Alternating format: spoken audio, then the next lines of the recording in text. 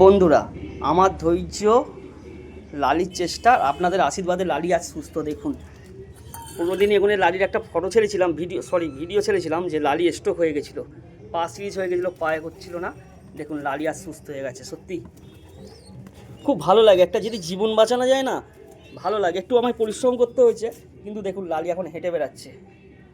দেখুন, আর ও হেঁটে বেড়াচ্ছে। ও অ্যাকচুয়ালি দেখুন পাগড়াটা কেটে দিয়েছি, কারণ শরীর অসুস্থ ছিল তো। দেখুন কীভাবে ওড়ার চেষ্টা করছে, আর ও কিন্তু সোজা চলে যাচ্ছে ওর হাজব্যান্ডের কাছে। অনেক দিনে আলাদা রেখেছি তো দুজনকে, আর এইখানে রেখে দিয়েছি ওর সঙ্গে। লালি একা থাকে তো, লালির ভালো লাগে না, আছে বোরিং লাগে, তাই জন্য ওকে রেখেছি।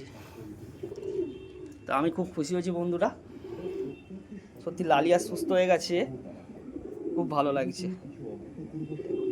আর লালি স্ট্রোক করেছিল সেই ভিডিওটা আমার পেজে দেওয়া রয়েছে, আপনারা দেখলে দেখতে পারেন। এই যে এখন সব ছেড়েছে, একটু উঠছে, সন্ধ্যে হতে চলেছে, একটু পরে সব ঢুকে যাবে।